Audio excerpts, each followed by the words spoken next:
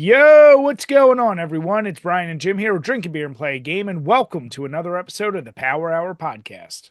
Yes, hello everyone. Welcome to episode 282. Thank you for joining us tonight. So, as we normally do on this show, we stick to the beer world, we stick to the gaming world, but every once in a while, it's nice to branch out a little bit, to experience new things. So not only are we talking to another sphere of the YouTube that we don't normally get to a lot, we're going to another fucking country, another continent, another goddamn side of the world. So today, all with us, all the way from the Red Pill and the Netherlands, he is from the Jack Napier Knows YouTube channel, and he is Jack Napier. Jack, how you doing, man? Good morning, guys. Thanks for having me. Thank you. Absolutely. Thank you for having me. It's an absolute pleasure being here Now, and doing welcome, well. bud. Really glad to have you. As we said, for those of you not in the know, Jim and I, we complain about doing this thing, Monday nights, like irresponsible adults drinking before the next workday. But good Jack here, it's 3 a.m. So this guy's a real trooper. So thank you for joining us, bud. We really appreciate it. Small effort, but I'm also cheating. Tuesday is my day off. So, It's all right. That's all right. Lucky. So how you been, bud? guys, I've been great. I've been great. To stay on topic for the most part, like the hobbies and collectibles and everything. 2 weeks ago, and Ryan's gonna kill me. 2 weeks ago, I pulled the Charizard from the original Japanese 1996 base set from a booster pack. So that was absolutely amazing. That I still can't believe it. Of a bitch. I know. I still can't believe it. So I used to have the first 251 on card, like base set, like you know what I mean, base set gold and silver. But I sold them in 2016, the English versions. And I've always regretted that. Not money-wise, things like that, because they aren't graded and whatever, so they aren't worth the money people think they are. That's mostly when they're graded. But like I said, I've always regretted it because of the nostalgia and flipping through the binder and shit like that. So I kind of got back into the hobby, seeing like these PokeTubers unpacking things. I'm like, oh man, I remember that, blah, blah, blah. And I found out that the Japanese is way better quality, just way better quality cards. Plus, they had a holo in every pack except for base set. So we kind of got screwed over in the West for that. Hmm. Like, I don't know if you guys remember that, where you had like the non-holo version and the holo version. Right. So they had a Yeah. hollow in every deck, not just like a different rarity and all that? Yeah, no, they had a holo in every pack. They didn't have the non-holo versions. Man, they really are better than us. Yeah. Yeah, no, they did. They are. So, since better quality and less, can I curse here, by the way?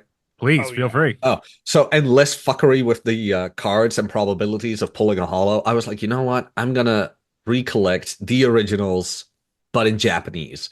So I've been starting that. But as a kid, my parents bought, let's be honest here, my parents bought me so many base set booster packs, but I never pulled the Charizard. So I'm like, you know what? It's going to be on my bucket list. In my lifetime, I want to pull the original Charizard from a base set booster pack, which is insane, which is just insane. It's like, Mhm. I will never financially recover from this. I thought, because I would either have to buy like a complete booster box, which is around 30 grand, which is not going to happen, or through the years, I would just have to buy loose packs and I'd have to get lucky. The seller did not weigh them and was honest about it. So I started this journey buying six base set booster packs, the originals 1996, from eBay. The first three were all non-holo, so I was like, oh yeah, no, I'm screwed. This is not going to happen. And those three I all opened on a live stream, just for shits and giggles, where it's like, hey guys, I got one here. You want to open one? Or I had like 3,000 subscribers who are going to open a pack. And it was like Electabuzz, Dugtrio, and a trainer, some trainer rarity. Because base set did have the 50-50. You would either get a holo or you would get a non-holo. Base set was the only one in Japanese who had that. And I had the three other packs sitting there. So I was done with Red Evening. And I was like, you know what? This is a fool's errand. It's never gonna work. I'll just unpack them for myself. Like it's never gonna happen. So I opened the first pack. I got a goddamn Blastoise. I'm like, holy shit! Oh, pure luck, pure luck. Oh man, this is amazing. Not the one I wanted, but I start opening the second pack. And I do the pack trick because like the first one would have been the hollow, so I put that all the way in the back. And I'm at the second to last card. And I move that up very carefully, and all of a sudden I see the card is red. And I'm like, this can't be. And I see the number 6 at the right corner because I know the numbering of all the Pokemon in the beginning. Like you have the first 151, number 1 is Bulbasaur, etc. And I knew number 6 was Charizard. So I look at the right corner and I see it's red and I see it's number 6. And I'm like, you have got to be fucking kidding me. And I move that card and there it is. I have it on video, by the way. I have it on video and you can just hear me lose my mind. And like I'm like, this cannot be. So I look up the seller on eBay. Like, is he legit? He's been active for 10 years. He sold These aren't thousands of counterfeit items. picks. They're not off Temu or some shit. They're not from a sweatshop. Well, No, more of a no, sweatshop. like he's been selling items on eBay for 10 years, sold thousands of items, sold a whole bunch of packs. I emailed him. I'm like, dude, are these fake? He's like, no, they're legit. Why? I'm like, I just pulled the Blastoise and the Charizard, buddy. He's like, congrats, man. I'm happy for you. It's like, holy shit. You're like, So but you yeah, just sold me a fortune. And he's like, yeah, it happens. I've been doing this for long enough. that just happened. That's the horrible part. I can't grade it in Europe. Really? Yeah, PSA and Beckett do not have offices here. So, yeah. So could you send it to America and you would just have to like pay insane shipping and like wait even longer? Like you'd be waiting 3 years at that point, I, probably. I I could, but do I want to? No, I'd be scared shitless to do that. Yeah, no, that card is not losing my sight. It just isn't. It just isn't. But yeah, so that was 2 weeks ago, and ever since, other than some internet shenanigans that you guys probably saw, I have been doing absolutely great. But how about you guys? How have you guys been? What have you been playing? Yeah, Chambers, you start off first. So at first I was gonna say I haven't had a ton of time to game until a little bit of time today. So we're gonna get to it with the Game Award nominees and possible snubs, but a game everyone's been talking about. It's been goddamn. I might be saying it wrong too. Bollatro, and it's the deck. It's another deck building roguelike, but it's basically built around poker. So all the normal hands you have, you're getting your cards and trying to get better versions, trying to set these crazy stacks for points. And I'm playing a couple games of it, and I'm like, this is all right. I'm still liking Slay the Spire more. But then with any roguelike, you have that first good run, and you're like, oh, I get it now. And unfortunately for me, I put it on my cell phone because it's there and it works perfectly, which means Hmm. I just got done one addiction. I'm never gonna be productive again. The rest of this year is just gonna be a wash. And my wife's just gonna see me sitting on the phone like hours and hours and hours. And instead of being she'll be like, all right, Clashing? No. Slay the Spire? No. So she'll yell at me for having a new one now. Oh, that's pretty dope. That's pretty dope.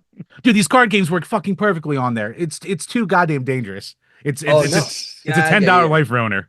No, it is. It is. Like not to linger too much on the Pokemon topic, but did you guys see the new like digital collectible game they have? I can't I remember what it's, but you can like get packs and you can open packs by swiping and oh, you might get a card and of course it's going to be pay to play where it's like, "Oh, you ran out of packs today, but you can get more. Get your yeah. parents' credit card, kids." Dude, there was a Yu-Gi-Oh game on the cell or it was on Switch and cell phone. No, the cell phone version called Duel Links. And I was Hmm. playing that and I actually had to delete it off my phone because it would ruin my night. Like I would just sit there and do battles and shit like that. But if you're Oh not yeah. spending the money, you're not gonna have the decks to like be the top tier meta. And I would No. just get so viciously angry, either if I would just barely lose or get my ass kicked, or it's like, all right, I'm getting so unhealthily angry, I just have to delete this off my phone before something bad happens. I'm But either I going to mean, go broke or I'm going to break a $1,200 phone. Either way, it's a bad time. Yu-Gi-Oh hasn't been casually fun for years. No, it's a nightmare. It's an absolute nightmare. That power creep is insane. Yeah, and it's like unless you play the exact meta, like just don't go to a tournament. It's fucking over. At least with the digital version, they started with like it was like almost like a throwback to the older sets because they slowly released the packs. So it's like, oh, I can enjoy just like kicking ass with the blue eyes again and not needing 10,000 effects to go off at once. Yeah, I was just about to ask, like, are you a blue eyes guy or a dark magician guy? You know what? I was a blue eyes guy, but I always had like more dark magician cards. So it's like those are the ones I would actually use more. But in the back Uh, of my head, it's like, oh god, I just want to whip out that blue eyes and just have that one last attack. how about you, Brian? I've been on my Black Ops 6 addiction. As I said, with Call of Duty every year we do it. I'd say usually by end of November, early December, it'll start to wane. I'll probably stick to Warzone or something. I just been playing the shit out of zombies mode and just the multiplayer. I've been having a lot of fun with it. But Jim and I did meet last week, and I'm finalizing the last bit of footage from Postal 2 and the Apocalypse Weekend, which Jim, it is funny. You like that mode. I am so sick of that mode because all it is a million friggin' Gary Coleman's and just like he's invisible. He's throwing grenades. He's like, it's so goddamn stupid. I'm just like, okay, this just it just needs to end. So yeah, I can't wait to just be done with that game for good. But yeah, I've been keeping it pretty goddamn simple. Right, not a spoiler for the review or anything. It's it's definitely not. Listen, we gave our scores, but yeah, the Apocalypse Weekend, avoid it. That's all I'm gonna say. If you're gonna get that game. So I actually, need to get into shooters. before we go any further, so Jack, let's talk about the channel real quick for a second. Yes. So, real quick, plug away. Where can everyone find you? Let's see where to start. So YouTube will be at Jack Napier Knows. You can find me there with my flagship podcast, Red Evening, that I do with my host, Rob from robsays.net. And you can find Post Zero there. It is the Sunday show after Rule Zero with Nuclear Caldelio, Red Hawk, Kyle Madovic, Dave from Scarred Thumb Podcast, Chat of Arabia, Governor Megatron, Archwinger, Rule Zero Dad, Dante the Panda. All these names, man. And Jesus. please don't let me forget anyone because they're all such a solid group of guys. Yeah, with those guys, we talk dating related topics, financial related topics, work related topics, workout related topics. With Post Zero and Red Evening is mostly just Rob and I. Rob drinking his beer, me drinking my coffee, just going through the week, how everything was, how was work, things like that. Twitter is at not Jack Nap since my first account got nuked out of orbit. In my defense, they were Go on. begging for it. Oh, Jesus. Yeah, I took a little bit too much from Ryan's page on that one. And It's funny, not to cut you off real fast, but like we had Ryan on like back in 2-3 years ago, right as he was like really starting up his page. And we definitely want to have him on again because it's funny that like back then he was just like bright-eyed, bushy-tailed little new guy into the sphere, trying to just go out there and give advice. And as it's going through, like you just see him getting like angrier and more pissed off at all the people in the sphere and the orbiters and stuff like that. To basically just becoming a full-on shit poster and be like, man, fuck all of you. Yep, and I can't blame him. I can't blame him. There's a lot of disingenuousness in this space, unfortunately, because some people consider others as these, I don't know, beyond men or something where it's like, no, dude, they're just average guys and we play video games and we have geeky hobbies and we fail. It's normal, like just because we know a lot of things doesn't make us like better than everybody else or whatever. We just, like I told Aaron Clary, we're just two fuckboys in a microphone.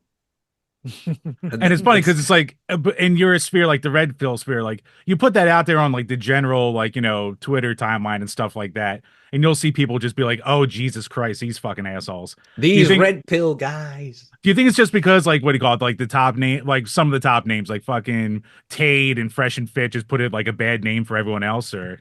Yes. Exactly. Just, it's really those assholes. How do I phrase this?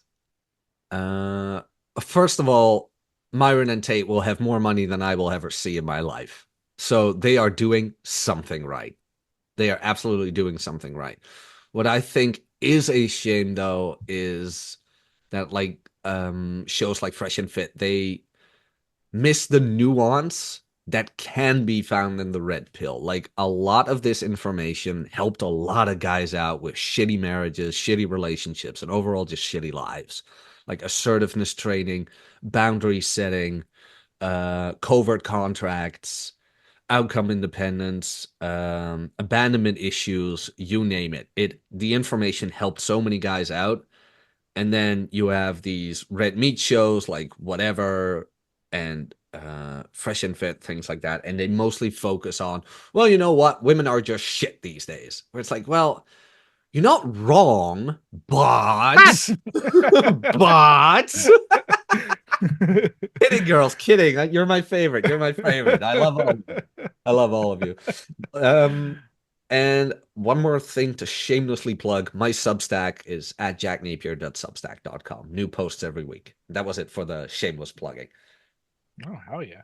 Now let me ask you. So you mentioned when you get together with your host, you're a coffee drinker. Now I know with us you're doing it at 3 in the morning, Yes. but on the regular, do you enjoy a beer every now and again? Ooh, I haven't had a drink in years. Okay, okay. And I wasn't a very starch beer drinker either. I did like Guinness every now and then. I did like Guinness, but I was mostly a Scotch drinker. Scotch, okay. That was Yeah, your I go-to. loved double black label. I tried blue label. I tried gold label. Blue label is overrated. Oh, Just for the price of yeah, yeah, hands down, blue label is overrated. yeah. Um, Black label used to be my favorite, and then I tasted double black label, and I was like, this is the shit. Hmm. And then I kind of was like, yeah, no, I kind of, I didn't. It didn't stop with a drink, Oh, it and I was never like, yeah, does. you know what? Maybe put this under the loop a bit. And it's like, yeah, no, you know what? We're just gonna quit drinking because I had those mornings where it's like, what did I do? Like, what did I do? Start I would texting. know nothing about this. I start texting Jim. people like, what did I say? Oh, you didn't do anything weird. I'm like, oh, I hate this feeling. So from one day to the next, I just quit. And then every now and then through the years, like with Rob and Vince and Philly, I had a drink. And then maybe every now and then on my dad's birthday, but that's about it. Yeah, just like once in a while. It's like okay, Mm. I'll do it. Yeah. I mean, so how long ago did you say that started? Uh, to be honest, I don't know. I can't remember. It had to be somewhere around 27, 28. Somewhere Okay. around there. So it's been a Okay. while. And that's when the like, oh, on my dad's birthday or a very special occasion Yeah. happened. But yeah. No, that makes sense. I mean, listen, we've the number of people it's not even shocking to us anymore. The number of people that come on here like, yeah, I don't really drink or especially beer. Like, Hmm. beer is it's amazing how divisive it can be. And it's funny. I said to Jim when we first started this, he's the internet guy. He gets to see the shit show that I always call the internet. But man, like between video games and beer, I was like, these are two crazy ass communities. Like this snobbiness, the weirdness of some folks, and Really? then I've dipped my Oh, toes dude. into beer. I mean beer, it's it's gotten better, I'll say, but Hmm. man oh man, is there a divisive like not only mentality of the brewers themselves, but like what you drink, how you drink it, that it like if your glass is dirt, like these stupid nuances you can go to me Hmm. just prove like it doesn't matter what you're into, people will nerd out and get tribal about anything. And Oh, yeah, it's so Jesus. stupid, but it's Yeah. something like at a micro level it'll happen. It doesn't matter what you're into. It will No, break down. no, I know. Like even here in the Netherlands. So you got from the top of my head, you got Heineken, Hertog Jan, and Grolsch. Hmm. And those are like the main three brands. And everybody's just at war with each other about those three. Like it's piss water, and there's cheap Hmm. knockoffs, and blah blah blah this, blah blah blah that. It's like, can't you just enjoy it? What No. I did enjoy a lot though is a couple of summers ago, and it was a non-alcoholic white beer. Hmm.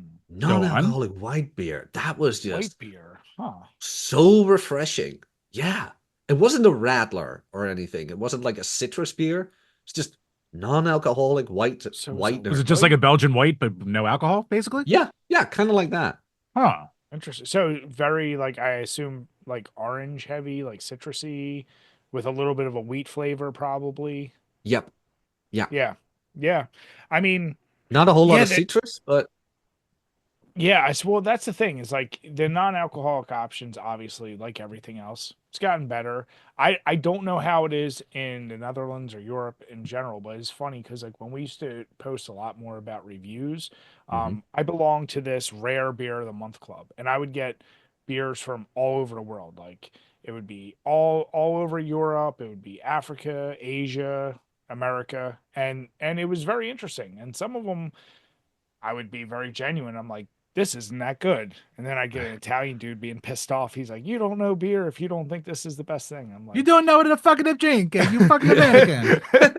it's funny because like in America, we've been talking about the past since 2012, the boom in microbreweries is like it was something like 2000%, like from then to like 2020, like how many grew.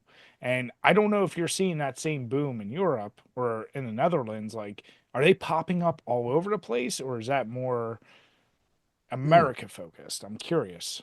Well, I do gotta say that I don't focus a lot on beer, Sure. not a whole lot. But from what I've seen, I know a couple of people like who brew their own beer, but it's not a huge thing. It's Is it not a more like huge thing. distilleries up there? Or Yeah, okay. yeah, Yeah. more like that.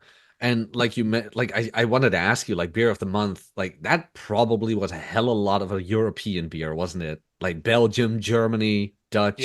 Lot of Trappist beers. They threw Italy in there, and they threw I mean, um, Italian. I mean, Europe doesn't like it, Italy, so who cares? yeah. The French and Italians, man, it's like, no, no, we don't do those here. Does anyone Yeah. like the French though? No, Why do nobody. you Why do you think we give Jim so much shit? Come on. I am not French, but it's Bonjour. uh, But yeah, can't escape the allegations. it was such a cool little thing just to try beers from all over. And I've always been a big fan of German beers, and uh, like I said, it was interesting though trying it from like Asia and Africa and all these other areas where some of them you could tell they're just it's their take on like a lager or whatever. And it's not that they were done tremendously well, but like you're like, oh, okay, this is kind of cool. Like you try something.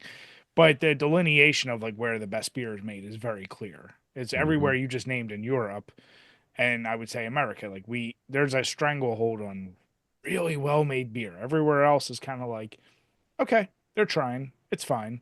Mhm. But yeah, but no, like I said, I was asking because like it's the only subset of folks that I think are worse than beer and video games. I've always said is wrestling, and I only know that shit because of Jim. And I see those people and I You're go, welcome, Jesus Christ.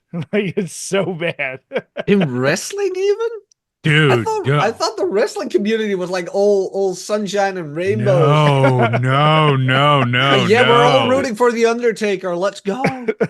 Dude, there is so much goddamn infighting in that scene. Like, if Hmm. one So it's person like will the just Manosphere. Holy shit. exactly, it's like Yes. it doesn't matter. WWE guys, AEW guys, indie only people, all fighting, all calling the other side gay and retarded just because of like, oh, my fake fighting's better. No, my fake fighting's better. And it's just nonstop shit slinging, doxing. They've bullied a couple wrestlers on the indie scene into like killing themselves just because of nonstop harassment on It Twitter all is day. like the Manosphere. Holy shit.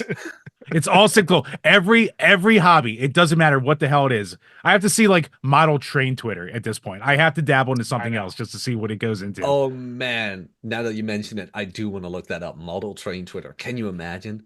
It's Like got to be my out there. God, what's that brand again? My dad had a couple of model trains, the good ones too. What's it called? Minler. I need to look this up real quick. Minler model train. Oh, I mean, I don't, I know what is it? No, God, what is it? It's a beautiful. Lionels or Oh man. dude, I knew a guy back in the day who like inherited all these model trains off his dad after he died. Hmm. He sold all for like I don't know, almost close to 100K, and he spent it all Marklin. on weed. Markland, Oh, really? he spent it all on weed? Dude, he just had parties for like 2 years straight at his house and blew through every fucking penny of it. And I was just like, holy Oh my, shit. he didn't even invest something? No, no, no, no. Oh, No, I mean, he invested in kids out of wedlock. That's what he did. oh So my God, my poor minimalistic heart. Oh no. yeah. I was in a Twitter space a while back, and I don't know, like Twitter spaces, you meet the weirdest people, man. It's like, okay. But they were talking about money, and from my end, it was a genuine question, like, hey, how much would fuck you money be for you?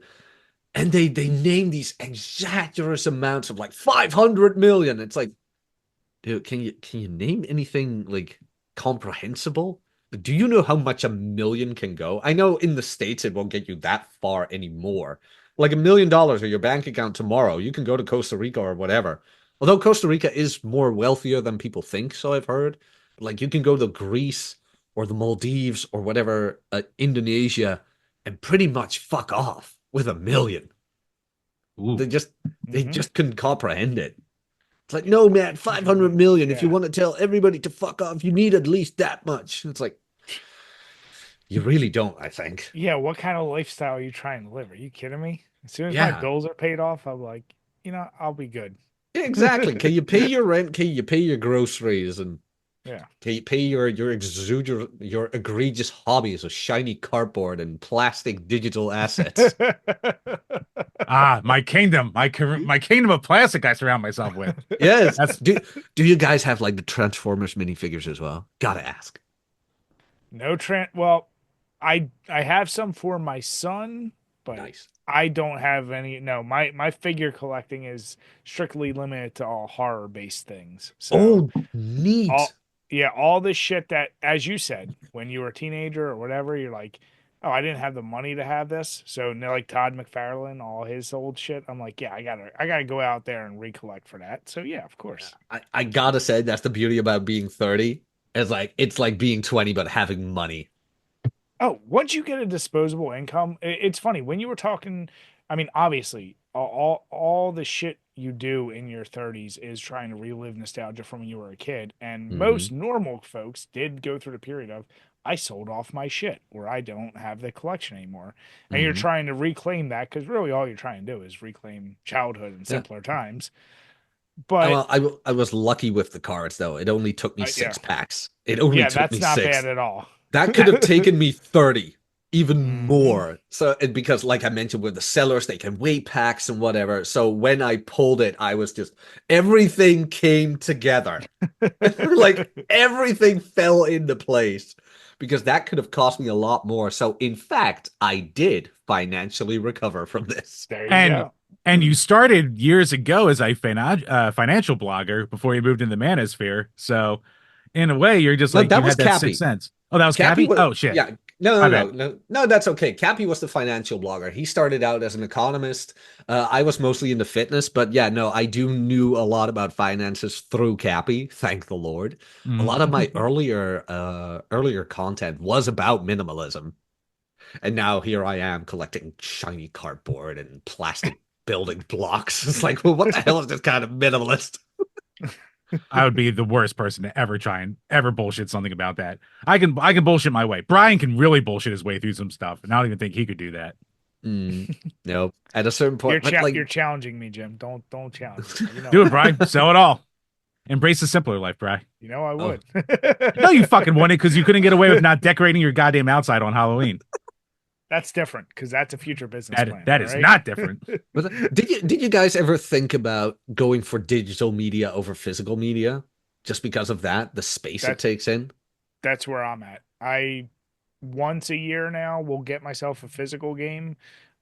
all of my purchases in the last year or two have ended up being digital, just for one, the convenience, and two, for this like yeah, I don't need to go out and buy it anymore, especially when games of today are 95%, they're just download codes. Like, Mm, why do I even need the box at this point? If you're just selling me something that I can't play unless you download it off a server anyway, hmm. what's the point? Like, in my opinion, it doesn't make sense. No, and boxes So have become boring. yeah, oh, they're Boxes. useless. There's not Oh, no like instruction packs or cool artwork. No, there's nothing. do They're you remember the 3DS though, when they had like special editions every now and then? Oh, like when they had like the holographic slip covers and everything like that, or the consoles themselves, you mean? No, the game versions like the steel cases or Majora's Mask had a special edition with like a steel case, a poster, a Majora's Mask pin, and there was something else in there. I can't remember what it was, but it came in this giant box and everything, and you had the unpacking experience, like Hmm. that, like the old school PC games, where it's Oh like God. almost like a oh pamphlet-sized box, and you had all these goodies inside there. But the 3DS was the last time I saw that. Dude, yeah. if you want to hear another example of how Japan's better than America, so I don't know how Switch games are where you are, but when you open up a Switch game in North America, for the most part, you open it up and it's just white, just paper. The other side not colored at all. It's probably some legalese writing, just black and white, boring shit.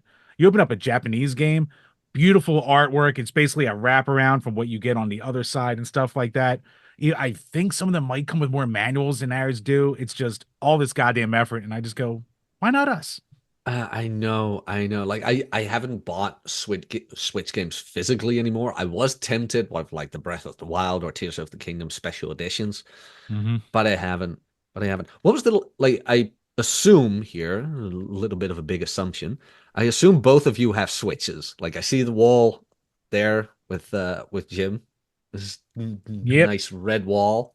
Yeah, I'm definitely more the Switch fan between Brian and I. Brian does have a Switch, but I'm the one who went like full, like hard into it. It Yeah. was just so goddamn convenient. Like my wife can just sit there and watch whatever she wants on the TV. My kid will already be in bed and asleep, so I can just sit on the other couch and just sit around and just play a game. It was the ultimate inconvenience. I couldn't beat it. Oh yeah, no, I love the handheld. Like Nintendo to me has the best handhelds ever. Like Oh, by far. yeah, I loved the Game Boy Color as a kid. I nearly broke my Pokemon Silver cartridge on that thing. How much I played it. The It's just 3D, melting. yeah, the 3DS to me was that was just reliving childhood, all the games it had on there, even like the remake of although Chrono Trigger was for the DS, but I played it on the 3DS. And then you Mm. had the Ocarina of Time, Majora's Mask remake. You had Nintendo, sorry, what's it called? Mario 3D Land, not 3D Yes. World. I loved 3D Land. Absolute awesome game. And now we have the Switch, which is a handheld as well. And I just downloaded Brothership, the Mario and Luigi RPG. How you liking that? Uh-oh. Oh, Mm. it's so much dialogue. Where it's Ooh, just let me play the game. man after my heart. It's just let me play the game. Like I can't remember which one of the two it was of you who were in the DMs. Like, yeah, no, the reviews have been absolutely brutal. Oh, if it's a DM on Twitter or anything, it's 99% of the time going to be me. Brian isn't that group chat, but he opens Twitter like once a month. So I am Oh, the internet addicted one who suffers through all the content on there. I Like, want to know Brian's heart rate. It's got to be low, man. Like no Twitter at all. he lives Once. such a better life. I can't. I well that's the well that's why one of the topics tonight is called normie view. The amount of things, Jim, I'm like, what is this dumbass thing about? Like I'm seeing all over like Twitter. And yeah, it's a nice little like I get to peek in, see the madness, and go, okay, that's a thing. And then I just walk away because it's so addictive. It is so addictive when you go down a rabbit hole and it can happen so quickly. So yeah, I am glad I am able to walk away from all that. Can't blame you. Yeah. Cannot blame you. we all start the same. We're like, oh, I'm just gonna post, a link to something here, something there, maybe try to network with someone over here, and then you just open it up more, and you open it up more, and then you never Mm, stop opening it up. that's what I like about Substack so far. That the how do I phrase this in a nice way? A nice way Hmm. of articulating this. It's so far it has been mostly spurg free. Every now and then somebody pops up who is like, "Oh, your opinions are garbage," and blah blah blah. Especially in the political sense, I found a European political commentator who was saying something about the Dutch, and I was like, "Yeah, no, it took them long enough. I won't go into the topic what it was about. Let's not." And of course, somebody was like, "Oh, how dare you say those things? And you think you're better than everybody else?" It's like, what made you think I think I'm better than everybody else? And they spurged out a bit. But that was one of the few times I had it happen to me on Substack that Mm. somebody kind of messed up my mentions. But other than that, like it's mostly the long form content, the long form essays. They're messing around with like what they call notes, which is their version of tweets. Okay. But Yeah. that is eh.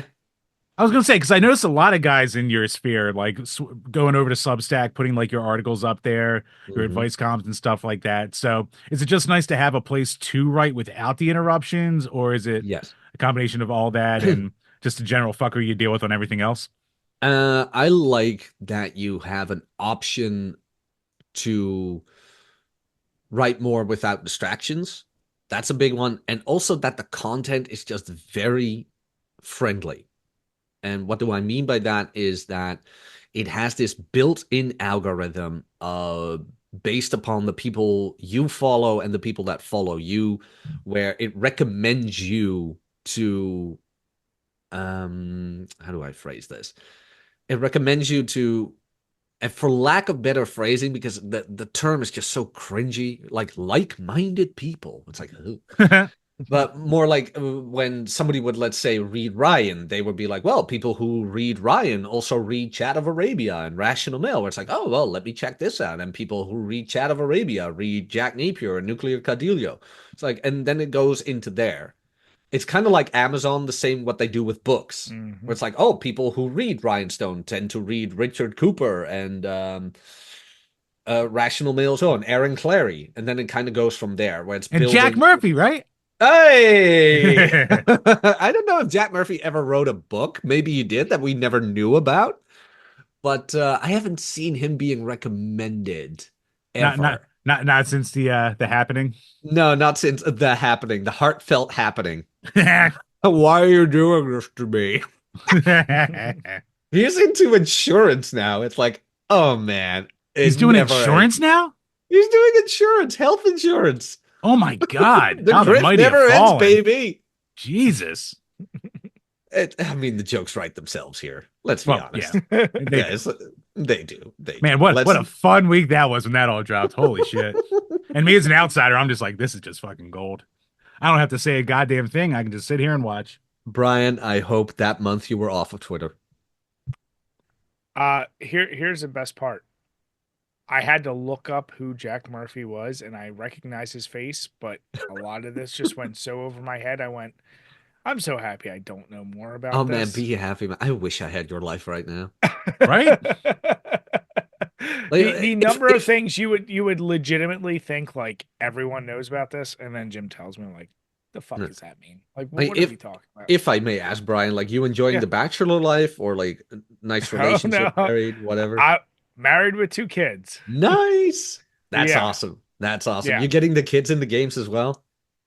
Yeah, so my son is definitely hardcore into gamers. I started him on the more simpler stuff, but then like every kid his age, and now he's going to school, it's Minecraft, Oh it's man, he has to Fortnite, it's pay attention Roblox. and actually become a valuable member of society, man. Yep. Yeah. Oh So, man, I'm not looking forward to that day if I ever have kids where it's like, well, I'm sorry, kid, but there you go into the grinder. yeah. So, It's yeah, that's the interesting part. But yeah, but gaming wise, it's funny because when we grew up as kids, it was like gaming was that casual thing that you didn't do it all day, and it definitely wasn't a way for you to connect with your friends Hmm. unless you lived in a neighborhood where you could have them over. Whereas nowadays, like that is the way that he stays connected to cousins that live far away or Hmm. friends he goes to school with because everyone's on anyway. So it's like now there is that weird social aspect to it. So you're like, it's not great, but he is doing it with friends. So you're like, it's weird. Yeah, no, I understand. Oh, you did bring up a good point though. Like, do you guys remember the days when the kid who had the latest Nintendo was the shit in the neighborhood? Hmm. Yep. Oh, I miss that. And like I don't know how many of the podcast this is where I say this, but I do miss that. I just miss Yeah. it. Like we live in the time with the best TVs ever, and almost none of my friends have a console and host video game nights. Like I No. know like a buddy of mine, he has like this giant TV, giant, and all the consoles you can think of, but he's also married with two kids.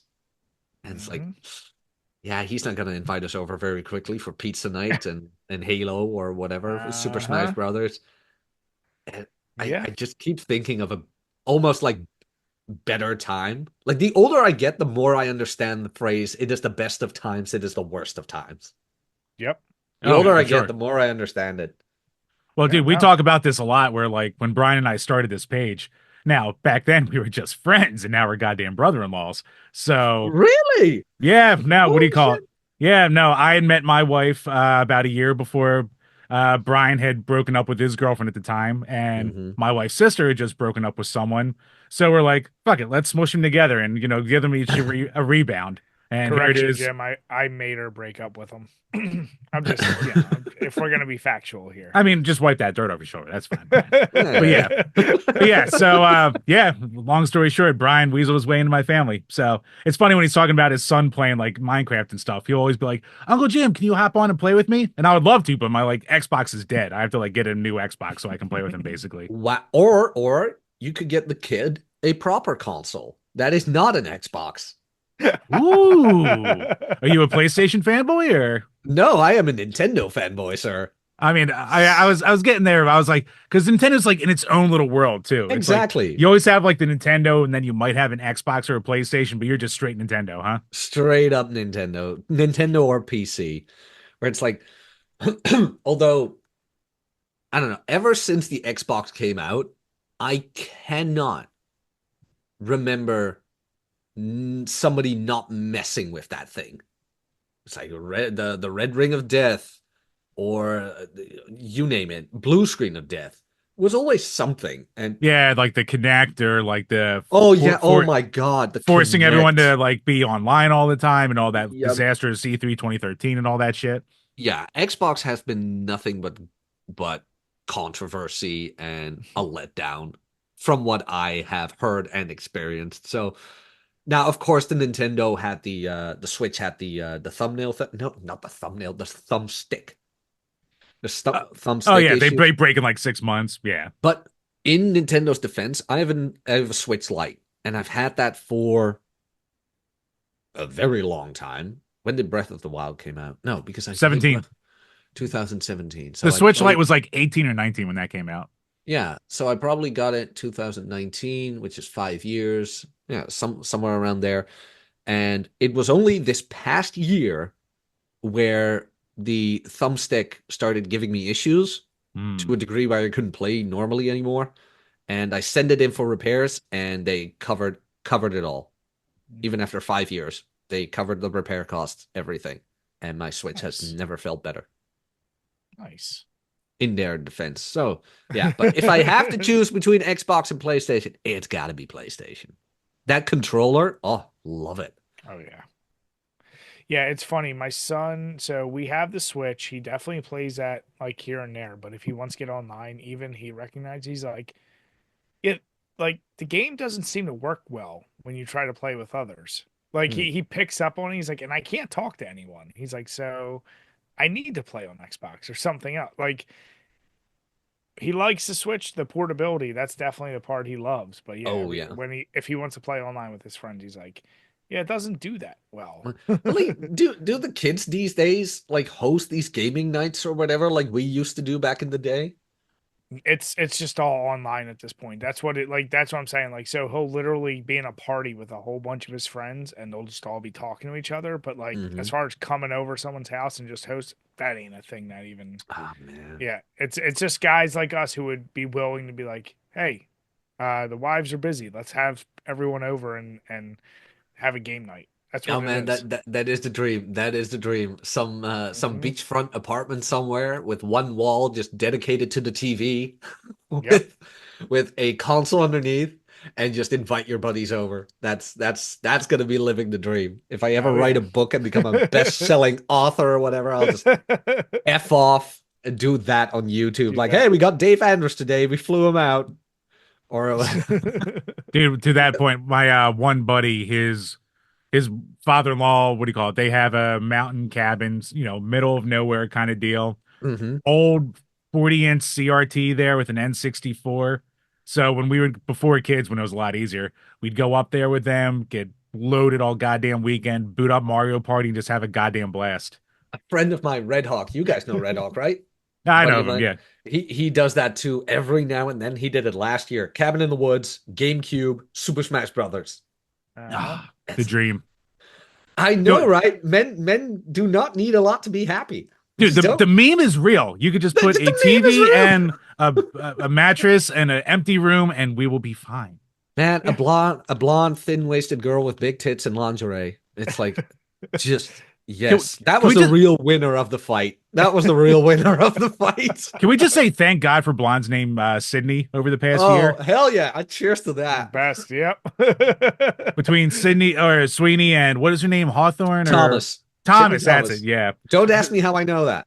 A I friend should know told that me. more. Like all of the rest of us, we all immediately went to their profiles and followed them You're after like, that goddamn fight. uh-huh. So I saw Uh-huh. your name on there, bro. So Of course. I mean, we had to do it. But yeah, I mean, yeah, I we're mean, watching the Rolo's been already hitting her up for Access Vegas, or he already had her on. It's like, He's got that probably. cloud he can pull it off. You can pull it out. God damn it, man. One day, sir. I'm coming. Chambers, but I see you sipping over there. What you drinking tonight? So I have done a very responsible thing on a Monday night at 10 o'clock in the PM. I am drinking from the Sweetwater Brewing Company. It is their G13 Dank Double Hazy IPA. Comes in at 9% alcohol by volume. This has very the head only lasts for a little while, but the lacing is very good on there. It is hazy, but it's not like the haziest I've ever seen, and it's not like citrusy at all. Like you think hazy IPAs, you think a lot of citrus, a lot of like orange in there, and it's not. It's just like Mm. it's an IPA, but it's also not like overly bitter. I like to, I have the tree's asshole line I like to say about IPAs, and it doesn't taste like overly piney or anything like that. So at like 9%, this is ridiculously dangerous, I have to say. It's strong, it's got a bite to it, but it's not like that overwhelming kind of thing that like a strong hazy will do to you. Yeah. Nice. Yeah, I mean, I'll keep the IPA train going because I'm finishing off these neon beer bear hugs IPA, the variety pack. It's 7%. I already went through this one. Definitely gonna have to grab another one. Goes down super smooth and similar to what everything you're saying. There's a little bit more of a what's the word? Like a grapefruit flavor, like you get with IPA sometimes. Yeah. So it's not bad. It's not the best I ever had, but it goes down way too goddamn smooth. So yeah, I'm enjoying the shit out of it. Now, I'm drinking Chambers. coffee. Yeah. Now, is it a fancy brand of coffee? Is it No, just it is Nescafe? no. This is let me get this. Is it in a It's plastic container? no, it's bean coffee. It is a supermarket brand, best coffee Okay. beans, grinded up, aroma red, and yeah, the Americana and Robusta beans. So Okay. that's it. It's nothing fancy. It does the work. It does what it needs to do. It gets me up in the morning. Yeah, that's all you need, right? We don't do pre-workout here, sir. It's so funny. It's so funny. Like guys, co-workers of mine, because I work at the gym, they always like bitch and moan about my coffee consumption. Like, what the hell, man? You're a filthy addict. How many a cup is that today? Meanwhile, they glug down like half a liter of pre-workout, and I just sit there with my coffee like, yeah, you're one to complain. It's like, Yeah. Oh, piss off, man. so you have powdered chemicals, and I just have bean water. Who's doing more damage right now? Yeah, exactly. Like, how's your health, buddy? It's like, what the hell? Like Mhm. pre-workout, I am not a fan. I am not a fan. Sorry. I'm just more impressed that you've sat here for 50 minutes drinking coffee the whole time and haven't run to shit your pants yet. That is a No, skill not that I yet. will never know. No, not yet. It'll come. It'll come. I'm on my second mug. It usually comes around the third or fourth. Like very French breakfasty. That's the only good thing the French ever did was the breakfast. Other than the English breakfast, man. Holy hell. I've never had a legit one. Unfortunately, me neither. I went to London in oh man. The as you get older and have more experience, the timeline gets a bit messed up. Like I went to London somewhere in my 20s. I call that my alcoholism. But go on. Hey. But and there was a hostel, and I remember the website saying that I had breakfast included. And I got there, and it's like, no. You can make breakfast. It's like, Oh, are like, you you sons of bitches. are you fucking kidding me? It's like, oh God. It had to be 2017, somewhere around there. 2017 December. Yeah, because Trump was in office. I remember that. Yeah, 2017. But I was so bummed out with that. The rest of the trip was actually pretty awesome. I got so shit-faced drunk the first night I got in England. That was one of the moments I still drank. So Yep. I arrived in London and everything was shitty. I hated it. From the first moment I stepped out of the plane, I'm like, this place is garbage. I got to my hostel, which was also absolute garbage. And because nobody was British anymore, and that's all I'll say. Nobody was British anymore. And I was just done. I dropped my bag in my room. I remember wearing my winter coat. I took the coat off, grabbed my leather jacket, just went down because there was a bar downstairs and just threw the money on the counter. I'm like, I don't care what you give me as long as it's scotch and it's strong and it's a lot. And that was the beginning of that night. Always a good start. Yeah. Oh yeah. That was a good beginning of a 2-week holiday. I remember cutting it short. I spent Christmas there, which was a lot of fun. Like spending Christmas in a hostel is a great experience. It's a lot of fun.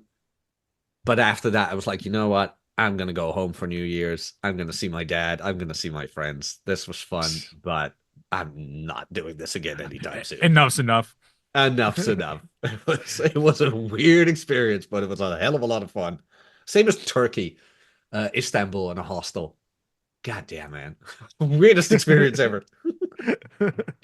Chambers, while I'm grabbing our beer, you get us started on what Patreon questions we have this week. Well, Brian, I can keep that super short because unfortunately we have no questions this week. No, we don't have any questions. So we had a shitload last week. We don't have any this week. It's a cycle. Some weeks are better than others. But if you want to ask a question for the show, patreon.com/DrinkABeerandPlayAGame, where for as little as $2 a month, you can ask a question and we will answer on each and every single one of these podcasts. If you're listening on iTunes, Spotify, YouTube, head on over to the other places. Give those likes, comments, subscribe, star ratings, all that bullshit. Anything you can do will help the page.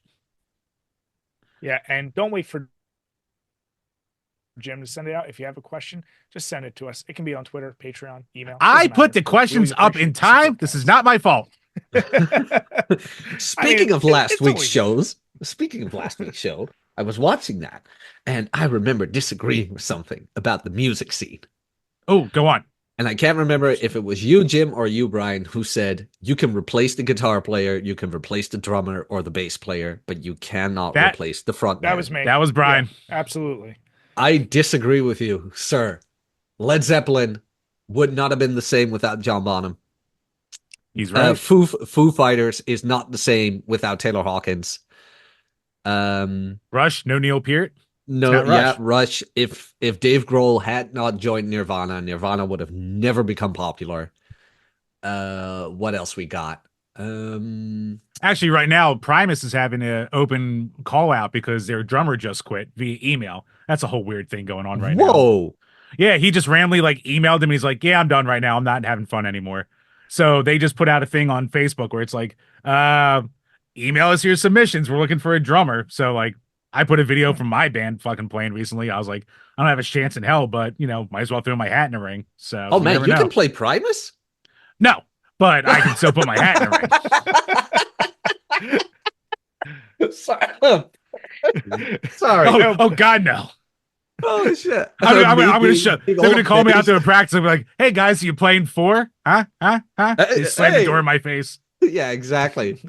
And maybe a three? Three? Oh, I we're can playing do a three. It's just a four of the break. That's all. Come on, it's easy. exactly. Oh, we're playing seventh. Oh, Fuck. oh, shit. Here we go. It's like I never dabbled in that. Like I love Meshuggah, I love Between the Buried and Me, Dillinger Escape Plan, shit like that. But do not ask me to play it. Just Oh, don't.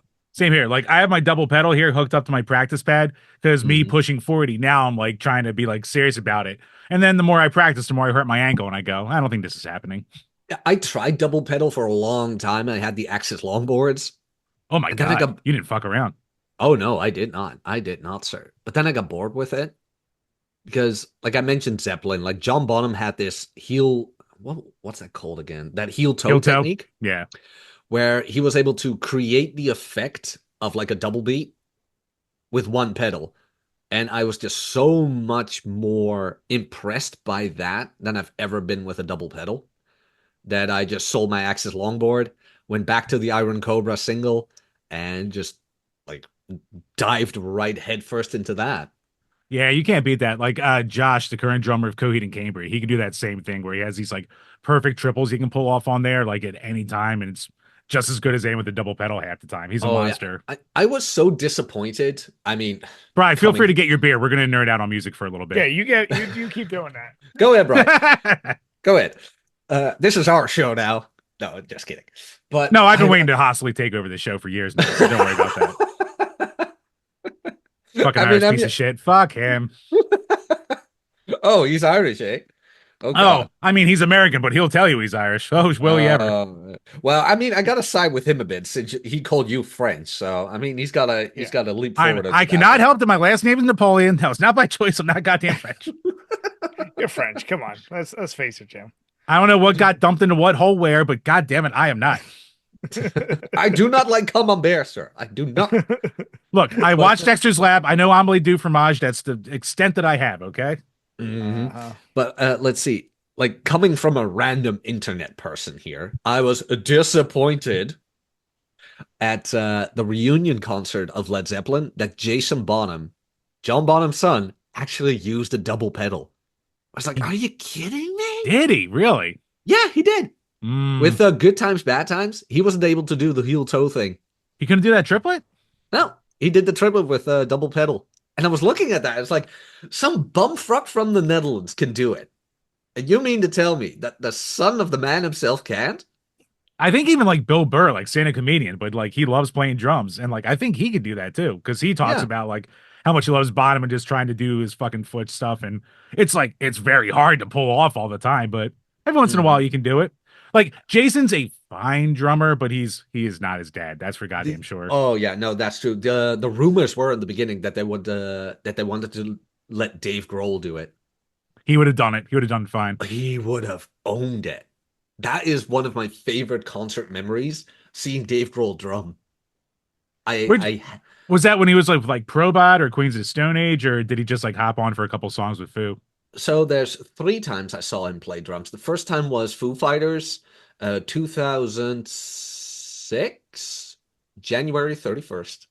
The In Your Honor tour. I still Hmm. remember. I still remember where he drummed on Cold Day in the Sun, which was, I mean, that was a thing where it's like, holy shit, my favorite drummer is actually playing.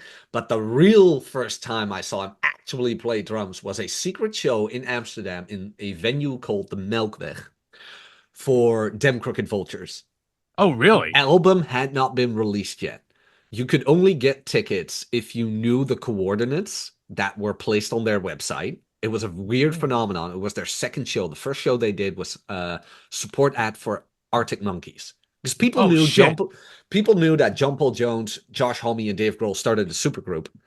but Hmm. nobody knew when anything was going to be released. Like all out of nowhere, Josh Homme and Joe Paul Jones walk up on stage at an Arctic Monkeys concert, Oh my and God. Dave Grohl sits behind the drum kit, where it's like, holy shit. And then the website goes up, and it had coordinates for their actual first show, and it was in Amsterdam.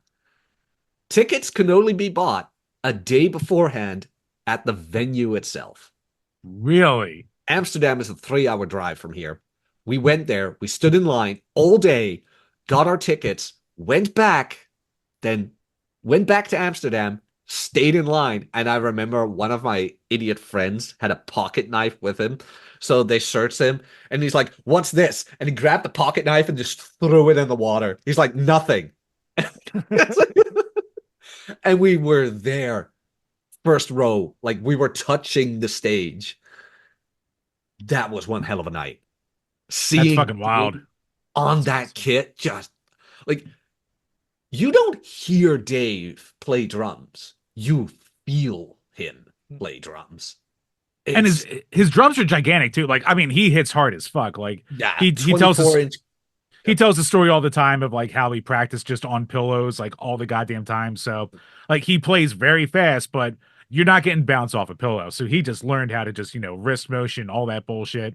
And yeah, he's Yep, got the 24-inch fucking kick bass. drum with the 18-inch floor tom, the 14-inch tom tom. Like, Yeah, unfortunately on Dem Crooked Vultures, he doesn't have that. He does have the 24 kick, okay, 24 kick, 13-inch tom, 16, 18 floor. His Nirvana days were 24 kick, 14 tom, 16. No, wait, 14. God damn it, what was it? that I was at least a believe 14. That was a giant rack tom. that was a giant thing, but I believe, and I'm not 100% sure on this, there were times where he even had a 16-inch tom and an 18 floor. Jesus He Christ. was not exaggerating back in the day. I know he had 20-inch crashes, That 24-inch ride. that's Vinnie Paul bullshit right there. Yeah, I know. The hi-hat, man. I used to have the same hi-hat, the 24-inch, not 24-inch, Jesus, the 15-inch new beat. Oh, nice. I love that thing so Yeah, much. I have 14-inch new beats, so they're beautiful. Oh yeah, no, I was always a 15-inch hi-hat guy.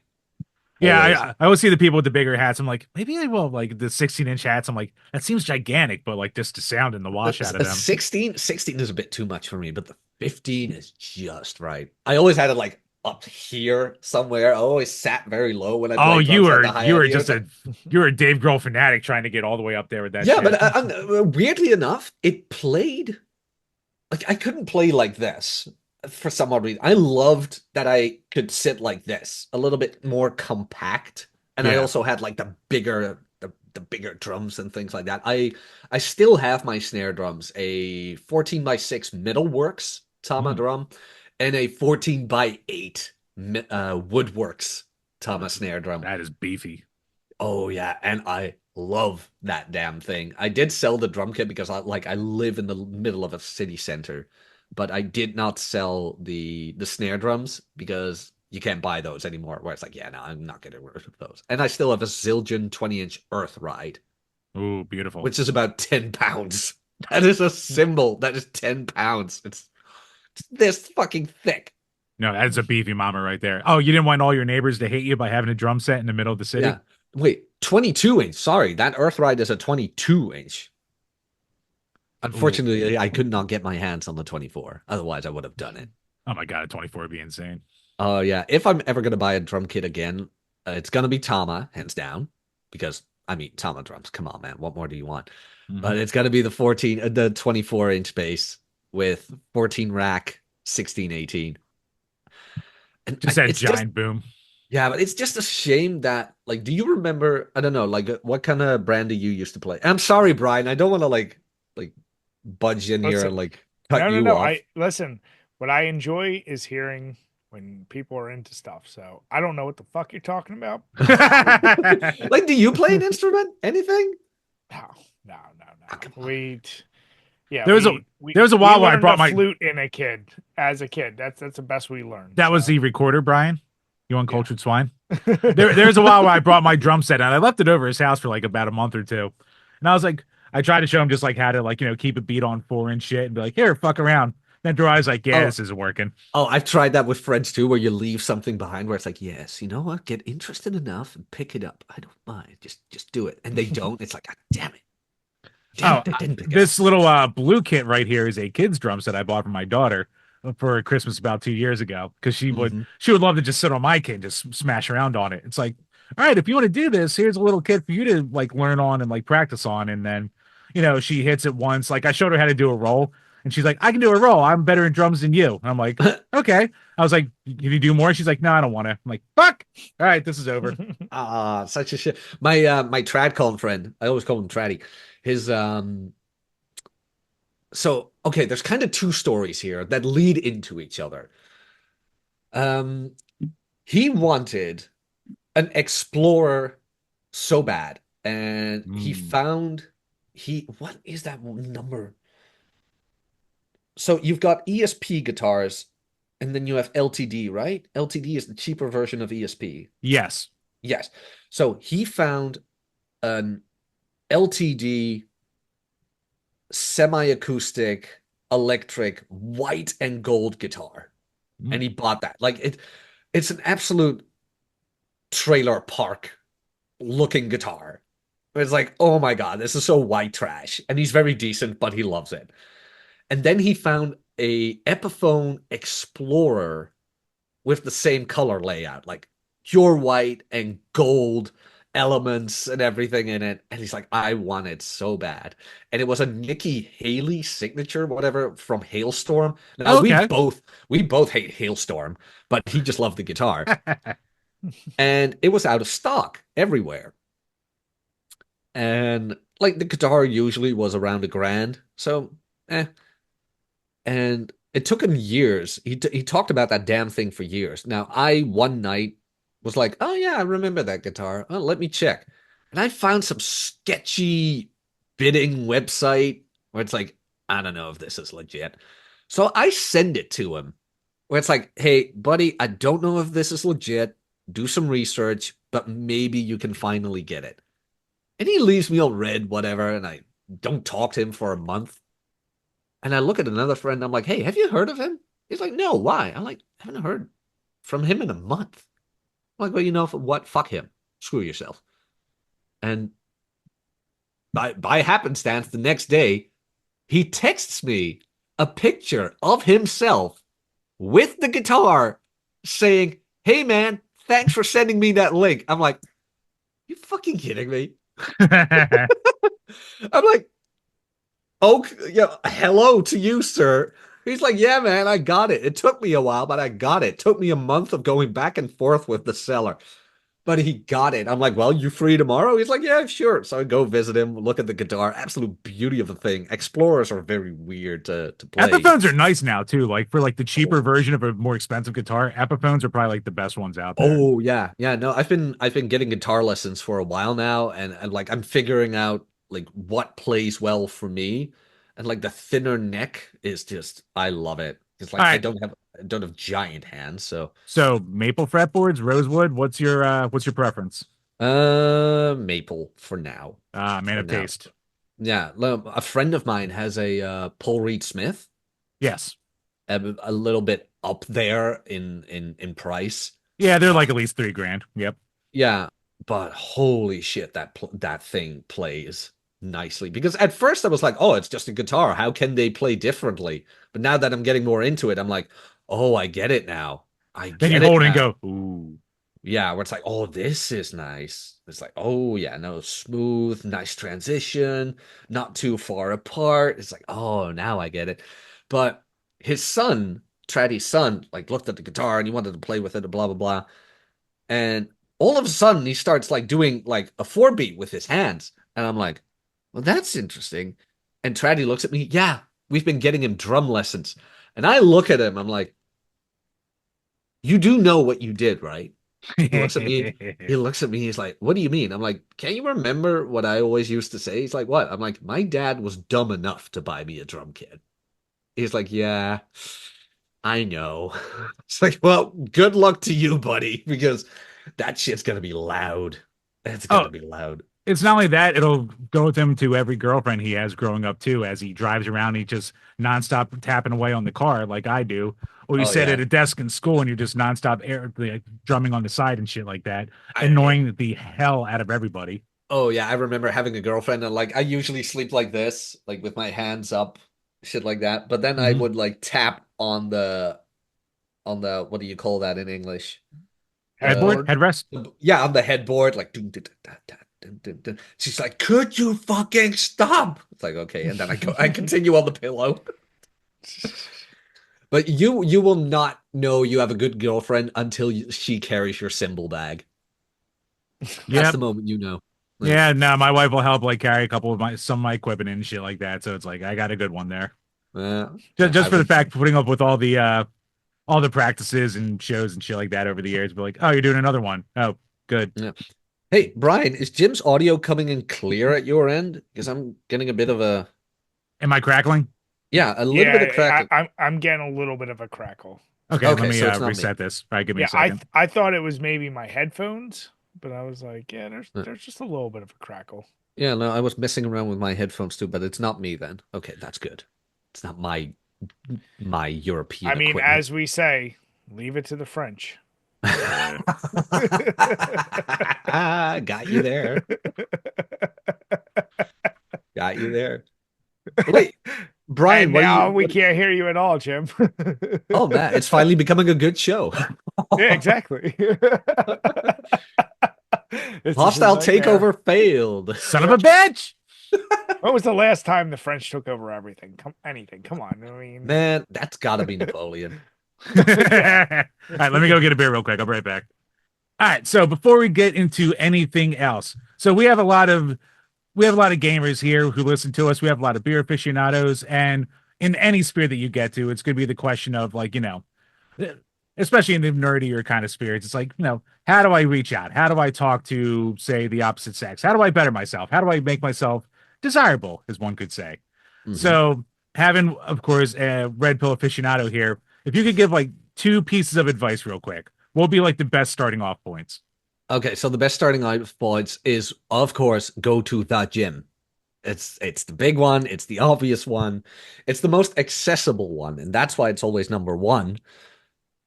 Take care of yourself. Be presentable. You can't this is it sounds a little bit cringy and maybe a little bit narcissistic even, but like can you look in the mirror and be like, "Okay, I am an attractive guy." If that answer is no, then you have shit to do. Like at least be able to say about yourself where it's like, "You know what? I'm a representable guy. I get it about myself kind of thing." The second one would be go to where the women are. That's a big one too. I just wrote a whole essay on Substack about gyms are the new nightclubs because I am seeing a lot of social gatherings happening there, mostly commercial gyms where people go there to socialize these days. And you don't have to socialize with the girls right away. Try to make friends with guys first because if guys can't stand you, don't even try with women. If you can't even open up the old man at the cash register in the grocery store, don't even try with a woman you're into. So go to the gym and go to where the women are, but don't go for the women just right yet. Learn to socialize, create a little bit of a social circle there, and go from there. That would be my two advice. Yeah, those would be my two things to start at. Get in shape, become attractive. Of course, read Ryan's books, of course, Of course. and create a little bit of a social circle. I get it, the dating apps and things like that, but no honesty, the dating apps are getting worse by the day. You have crypto scams on Tinder these days. Really? Mm. Yeah, it's getting bad. The bots are getting bad on there. And they're not even like the obvious bots anymore. Where it's like you got name a typical Eastern European name, Svetlana or whatever from Transylvania. Be like, "Oh, you big Western man need help, send money." No, it's like even the mids and all of a sudden it's like, can I add you on WhatsApp and blah blah blah. And before you know it, you're in some weird crypto WhatsApp group. I've heard many guys talk about it, and it's like weird. And I've been like, I was getting matches, and they use the same script. I'm like, oh, this is weird. This is fucking weird. So they're not even prostitutes anymore. They're just crypto scams. Yeah, they're crypto scams these days. God, So you get weird. nothing out of it. Christ. Yeah, And it's so funny, what do weird. you call it? Like when you hear people talking about the spirit and they're like, oh, all they just say is like, go work out, go work out. Like, Well, because the working out is a stepping stone to a greater thing, which a lot of guys or a lot of critics do not get. I remember getting into working out via Elliot Hulse. And even he said that lifting, going to the gym, is such a great metaphor for life in general. You pick up heavy shit and you put it down. You go through transitions. You learn to live with struggle. You learn to accept struggle. You learn to put in the time, consistency, and effort. You learn about the compound effect, which transfers over to finances. It's such a weird thing. Like the phenomena of progressive overload, where you start out with, let's say, a 135 squat, and then you go to a 170 squat, then a 175, a 180, 185, 190. That is progressive overload. You keep moving up when it comes to progression. That's the same thing with every skill in life. You have to put in the time, consistency, and effort. It is also one of the few times a guy starts to learn to put himself first and doing something for himself that only benefits himself in the short term. In the long term, of course, the argument can be made that working out will help you become a more healthier version of yourself, which then transfers over to becoming a better husband, father, friend, whatever, because you are able to take care of others as well, because you are able to take such good care of yourself. Like put the oxygen mask on yourself first. So that's why working out is always the number one thing. And the more you take care of yourself, the better you want to treat yourself. Is also a side effect of it. Where, oh, I've been putting all this effort into the gym. Why am I still eating like crap? Like automatically you're going to start to see that some things are just absolute time wasters. Because why would you put in all this time and effort into yourself and then ruining it all by eating a bag of Cheetos every day, so to say? You're going to start reflecting more on other life choices you're making. Mm-hmm. So that's why the gym will always be the number one advice given. And then the becoming social part, and like I'm not going to tell people like draw the owl, just draw the owl, bro. And for people who don't get that reference, there are a lot of people out there who give advice who are just like, well, just be confident, bro. It's like it's not really how that works. I know guys who can't even hold a conversation with another man. They barely have friends, and usually when they walk away, the other guys go like, "Oh man, I'm thankful he left." They just don't understand certain social cues and whatever. And that's why I'm saying like start out creating a little bit of a social circle in the gym with other dudes and go from there. Maybe even go on a martial arts class and not just for the martial arts where you learn to kick people's asses, but to get a more of a sense of that community going on. And then go from there is what I would say. Yeah. No, I I think it's good advice. I mean, when you talk about the gym, I think you hit on very valid points. I think the other point of it you kind of touched on, but it's like the mental clarity you get. Like Mm-hmm. the shit it does for you mentally. It's not even if hey, you're mentally just going to be in a better headspace. And even if shit goes sideways, you're like, all right, well, I still got the gym. I still have this routine. I still have whatever. And like you said, getting yourself in that mindset's good. Being social, that's an interesting one. Um, I always viewed it as my suggestion to friends when they would be struggling was if you know you don't have a shot, then you have nothing to lose. So just go talk. Like Mm-hmm. it doesn't matter. Like honestly, I hate to put it this way, but how you talked about finding your Charizard, right? You're Yeah, like, this is gonna be a long term investment. I'm gonna put a lot of time into it. But you know what? You go out there, you shoot your shot, and if you go out there with no expectations, you don't know what will happen. Like dude. there will be, and you don't need to be Mr. Social to do it. You can literally go up there and just be like, yeah, this is really fucking awkward for me, but like I'm just trying to talk. And guess what? You do that 6 times, you pull a Charizard. You don't know what the Yep. fuck will happen. Yeah, dude, I pulled girls looking back where I'm like, how the hell did I make that happen? And not because I think low of myself, but more like, Yeah, yeah, no, never tell me the odds, boys. Never tell me yeah. the odds. It's like, nah, we don't do that here anymore. You can tell me shit. But It's yeah. also, and this kind of sounds paradoxically, don't focus so much on getting anywhere. So in my gym job, I have to talk. Well, I don't have to talk to people. I can choose to just be there and be a point of reference for when they need me. But I make it an active part of my job to actually talk to people, to get to know people, but without requiring anything in the end. So, like, I talk to a shit ton of girls during the day, but I don't need anything from them. I don't want their number. I don't want their contacts. I don't want their social media. I just want them to know, like, hey, that is the guy from the gym. If I need anything, whatever, good.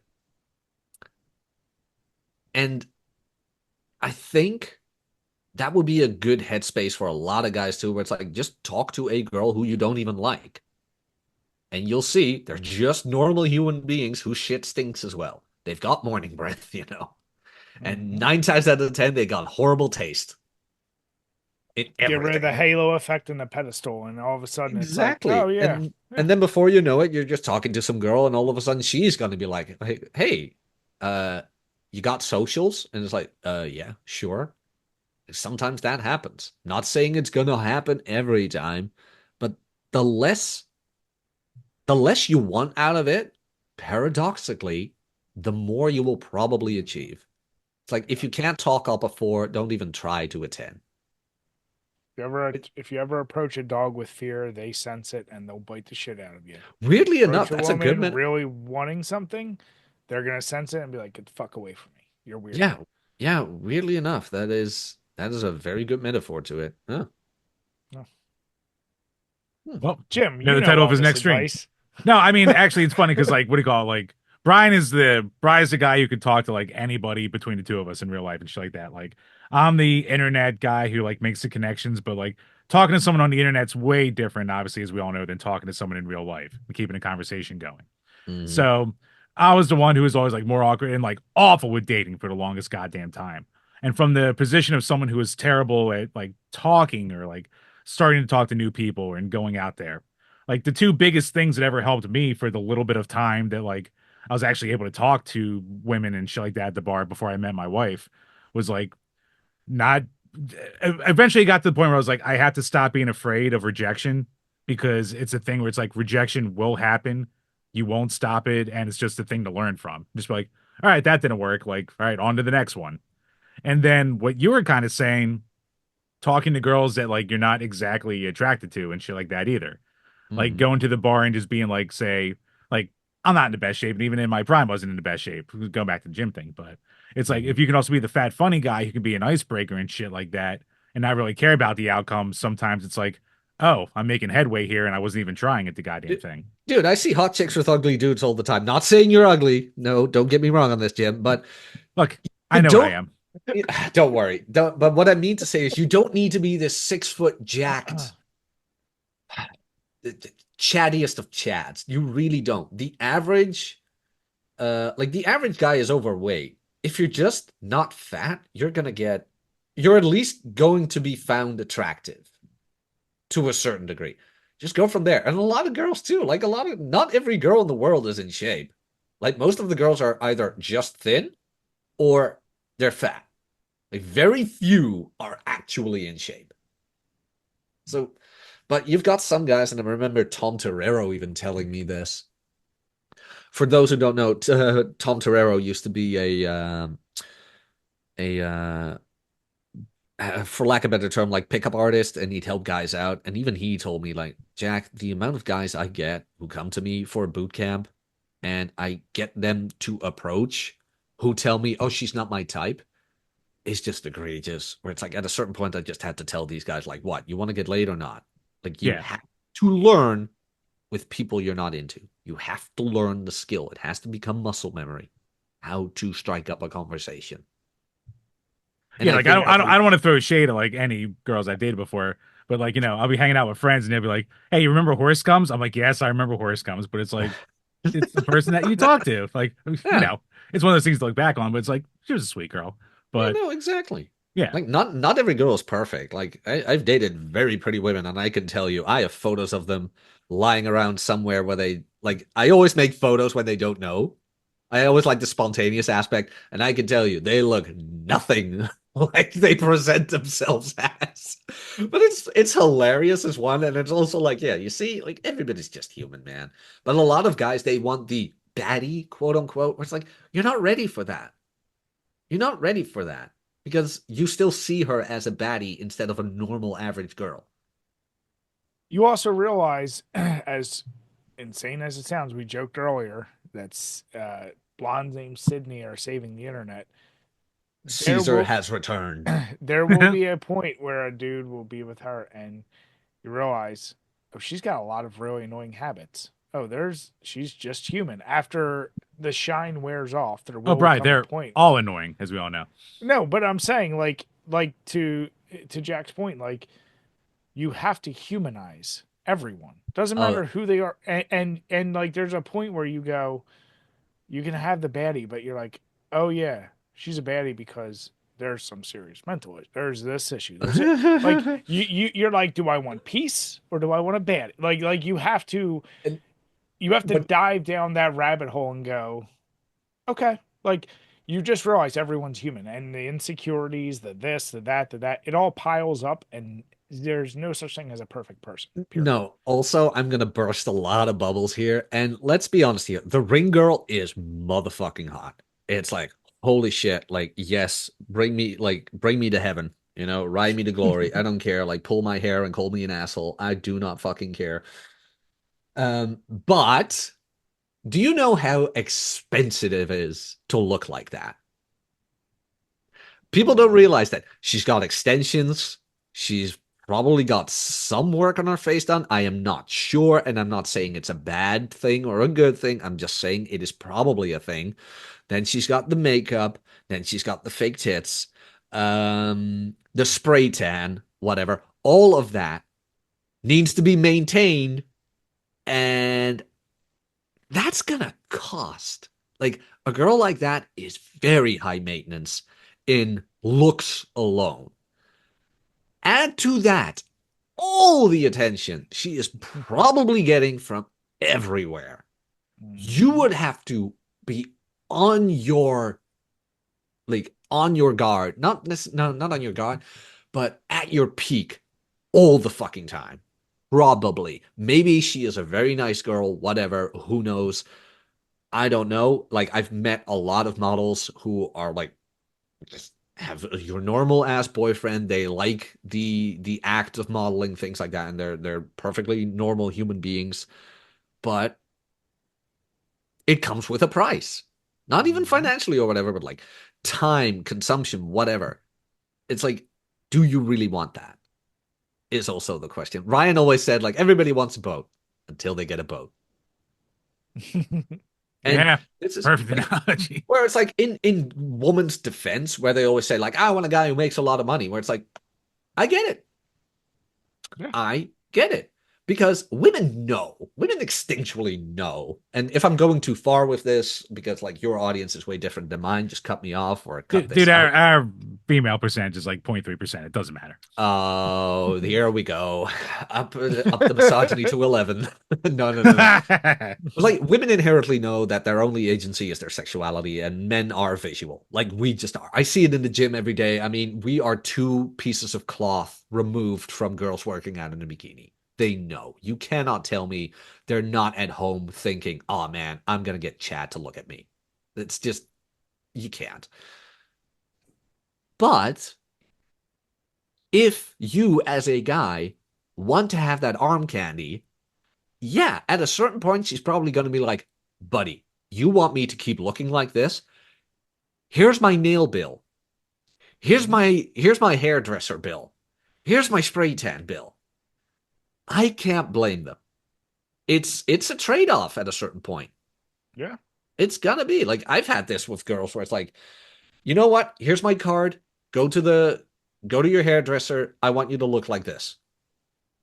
It's just the trade-off. It's gonna happen. If you want your girl to look a certain way, you're gonna have to pay up at a certain point. And if you want the quote unquote baddie, yeah, extensions, all that shit, maintenance with that, that is not cheap, sir. That is not cheap. Manicures, pedicures, spray tan, name it. Hair color, it's good luck. The meme of like guys going to the barber for $20 and they have a whole new hairdo, and girls spending like 100 and their hair hasn't changed. Yeah, it's often the coloring, and let's be honest here, we're guys amongst themselves. How many times do we really see it when like the color's been changed a bit? I see it every time. No, you don't. No, you don't. Yeah. So yeah, No, Shut but in up. women's, where it's like in women's defense, and for most guys, be prepared, man. Like think very hard about it. What do you want in a woman? Because a lot of guys, that's why I said this at work.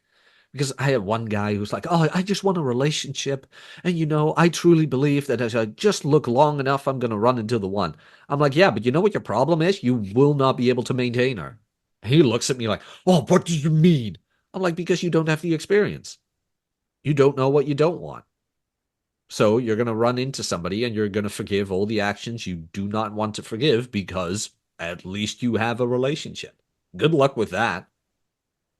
Not saying to sleep with everybody, but at least find out what you don't want. He starts looking at me. He's like, "Oh, yeah, shit, you're kind of right." I'm like, "Yeah, sorry, buddy."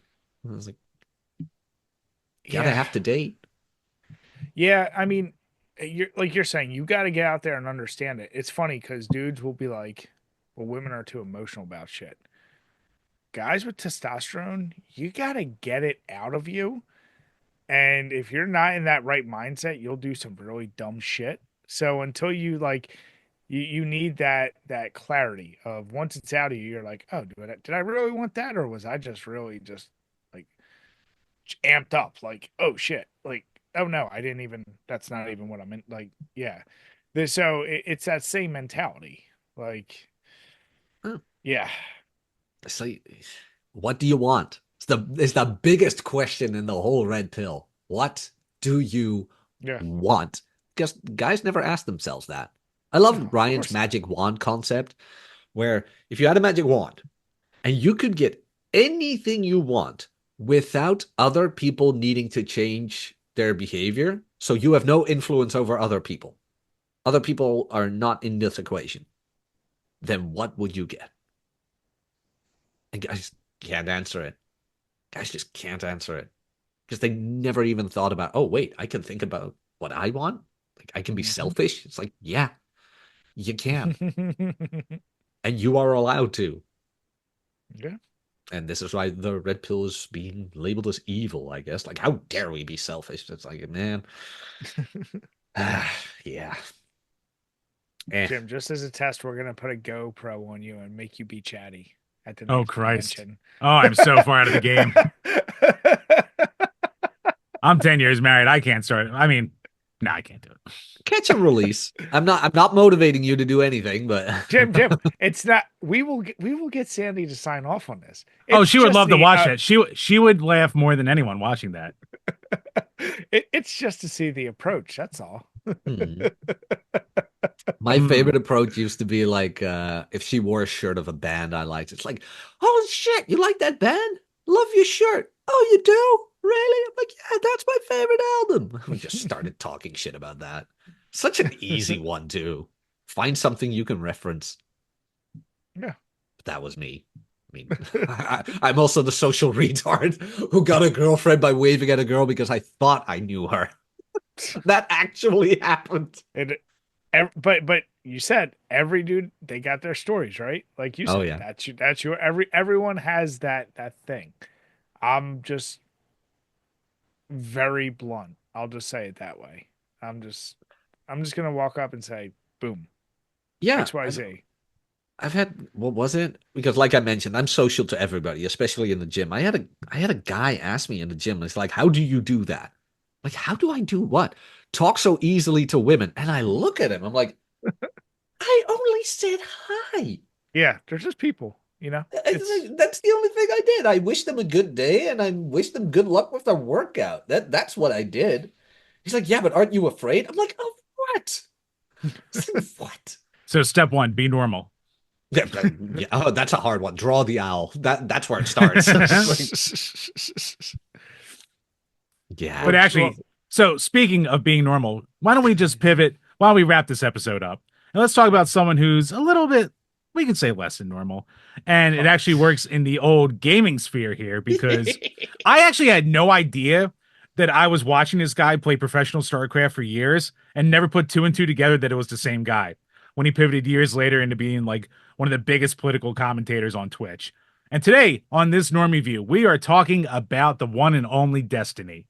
So, for those of you out there who don't know Destiny, he was a longtime StarCraft 2 professional who pivoted into, all these political streams and shit like that. Super hardcore on the left. He famously had that stream that for a while almost took down JonTron when they were discussing, like, race issues in the Middle East and stuff like that. He's gone back. Didn't he go back and forth with Rolo before, too, Jack? Unfortunately, yes, and I will never forgive Rolo for ever giving him a platform. Like, of all the misdeeds that man has ever done, that's the biggest one, and that's saying something. That's the worst crime he's ever done. That's So the yeah, worst one. yeah. I mean, like he's gone on like he's went all over the political gamut with like Jesse Lee Peterson and like a bunch of people on the left and shit like that. Like He he'll went on talk to fresh. anyone. Yeah, and oh, real quick, like Yeah, because I'm kind of like pointing my finger at Rolo here, but maybe it was Fresh and Fit even. So who knows, Rolo? Maybe you're out of the clear on this one. yeah. He might be. I could be completely wrong about that. But Yeah. yeah. So Destiny has been a very he's been a divisive figure for his entire history on the internet, but he had another one of his, and actually he's been having a lot of Twitter meltdowns lately.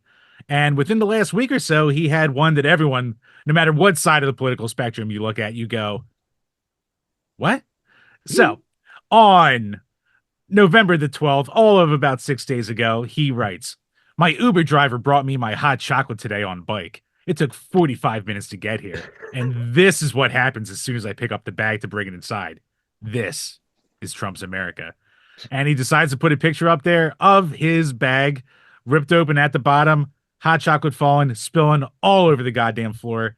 Day ruined. The Alpha Chad himself, Destiny. Brian, when you see this, as a normie of this group, what goes through your mind? so unfortunately for me, there was I've heard of this guy, and it didn't completely connect. Like I've heard this name enough, and then once I like clicked on his profile, I was like, oh, isn't this the dude that like let his wife get fucked by other guys? So that was my first thing, and I went, That's I'm him. like, I'm like, just right off the bat, I went, all right, there, just like people who wear Crocs, there's a certain level where you go, I can't trust this person. So Hey, there's, I'm just saying, Jim, you guys go to the same gym. That's all I'm saying.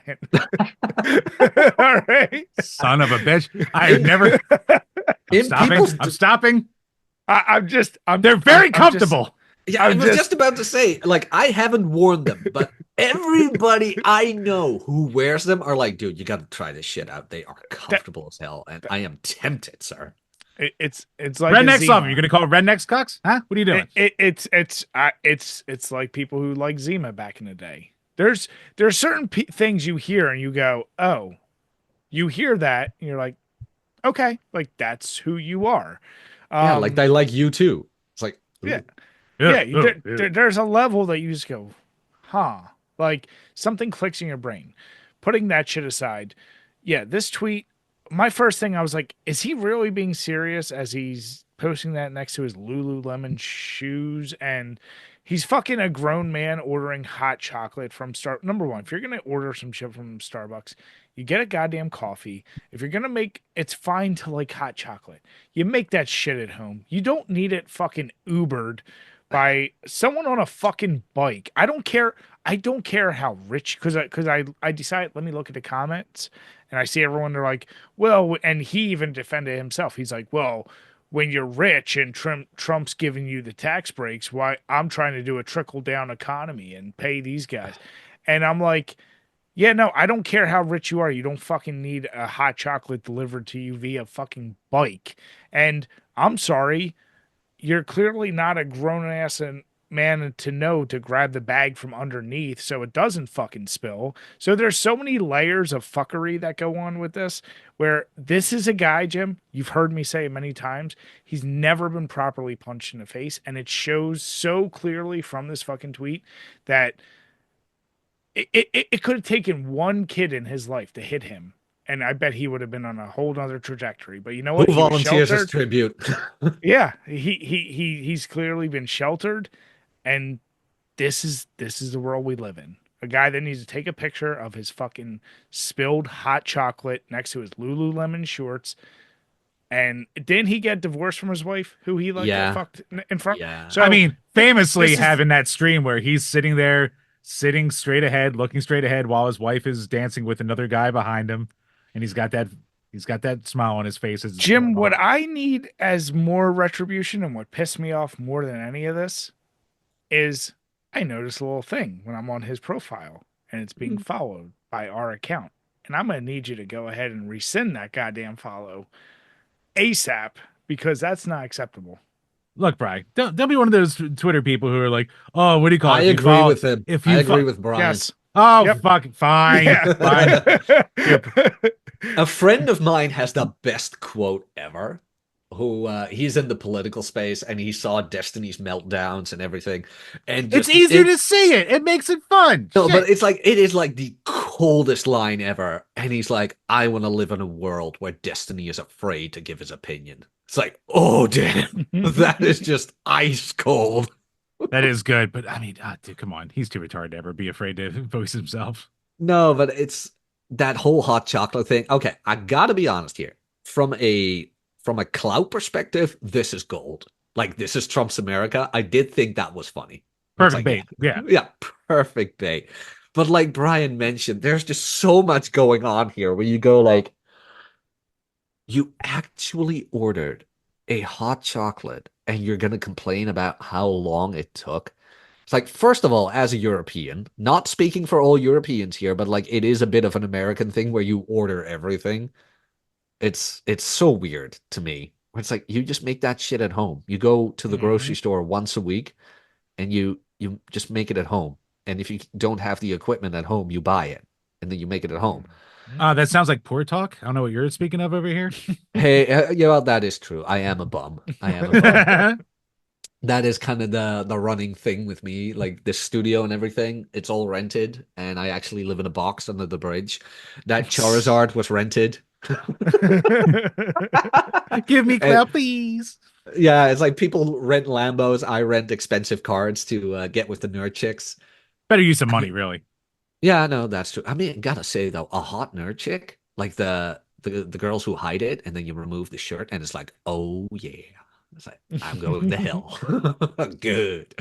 But where was I? It's like that's where it starts, where it's like, dude, you're complaining about how long your goddamn order took. Well, this could have been fixed within a minute. Like, what are you? What are you? But and then God comes down and he spills it. And it's like, oh, that just sweet retribution of like, yeah. It's like Yeah. when you get it's that ice cream cone. You've been looking for it all day and you lick it once and the fucking ice cream drops. But it happens to the worst guy you know.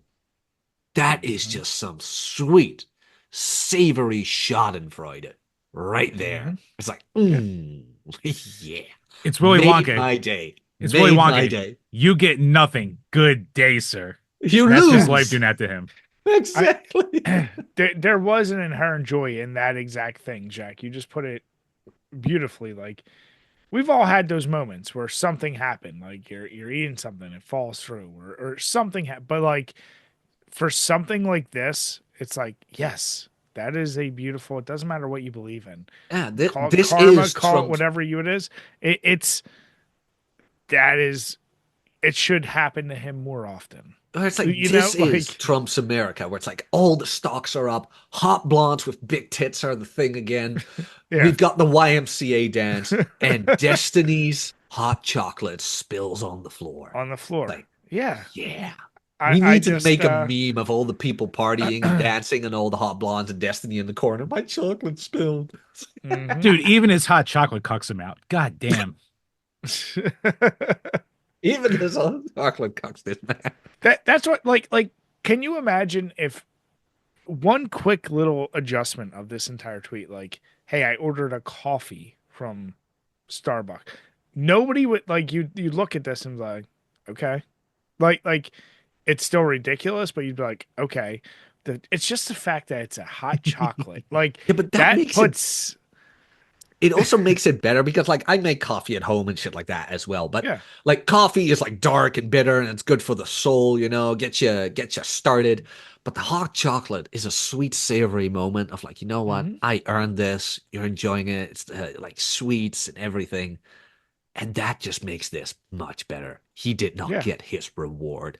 And I Hmm. am just enjoying this way more than I should. Who got the reference? Uh, Wait, wait, hold on. Fuck.